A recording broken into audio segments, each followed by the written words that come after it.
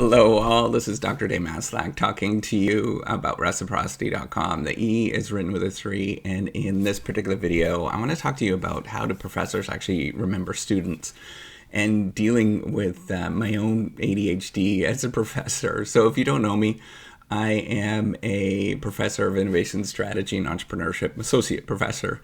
And I created this whole reciprocity project to give back as much as I possibly can. There were so many people that helped me out that I wanted to pay the favor forward and help you out.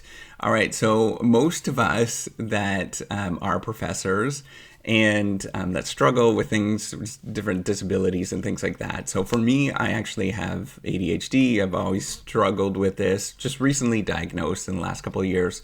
And the one thing, and I struggled I was in special ed until I was in grade 4 or 5, somewhere around there.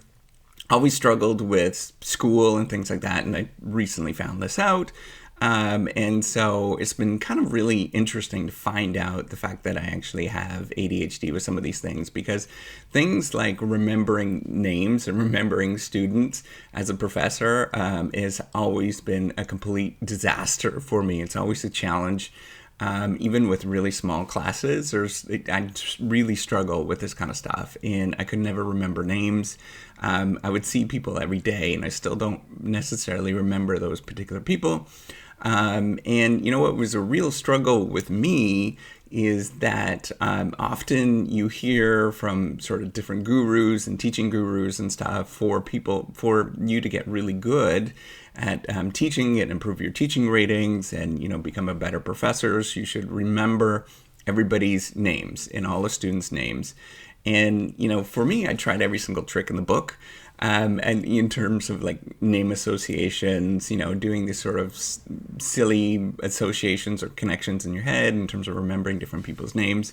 But none of them really worked, and I didn't really understand why until, fairly recently, when I figured out that this is what was going on. And, even when I was under pressure to remember somebody's names and, as a more senior person, and if there was many people around, any of these tricks didn't work. In fact, it probably got worse whenever I was under pressure, particularly if you're speaking in front of people. The sort of stress and anxiety and stuff of speaking in front of people makes it a lot worse. I don't know if you have this experience, but for me, that's what I experienced. And what's been really cool when I've had this and what I've sort of thought about when I've been recently diagnosed with this issue, and I'm not saying that it's like, debilitating or anything like that. I'm just saying that what's happened to me is I've become a lot more accepting of myself in that I have this particular limitation. And what is really cool is now what I do in the classroom is I typically tell students up front that I have problems with working memory.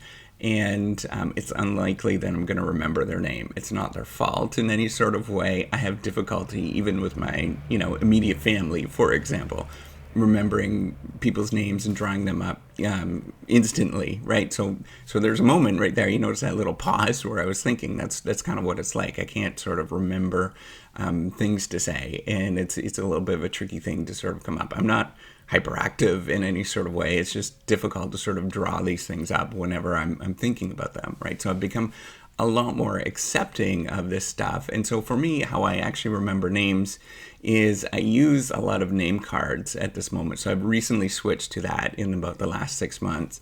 And it has helped a lot because I still don't remember, I still don't remember those people in terms of the names and stuff, but I can at least address those individuals and feel so that they feel a little bit more part of the conversation, a little bit more special, or, just feeling okay because I can address them by their name. And that's a positive thing. So for me, I'm probably not going to remember people's names.